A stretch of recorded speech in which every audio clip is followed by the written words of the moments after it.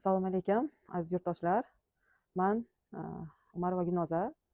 Sahr bo'yicha shu Alisher Kabuljonovichga murojaat qilgandim. Bir necha yil davomida shu sahr bilan kurashib kelaman. Qiynaldim to'g'risi, oyoq og'rishi, ko'p suv ichishim, zreniyamga уже ta'sir qilishni boshladi. Uzoqda odamda уже anglanmay qoluvdim. Sahrim shu 10-15 ga, kerak bo'lsa 18 ga ham ko'tarilib ketgan kunlari bo'ldi.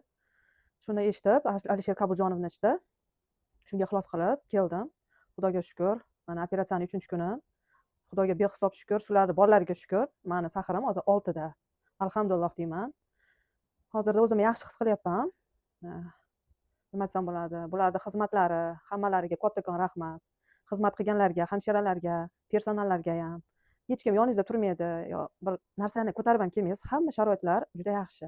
Mindan men roziman sizlarga. Agar kimdir shu narsaga sahr bilan kurashayotganlar bo'lsa, Alisher Kabuljonovga murojaat qilishlaringizni so'rayman. Bu insonga ham kattakon rahmat deyman. Qo'llari dard ko'rmasin. Sizlarga ham rahmat.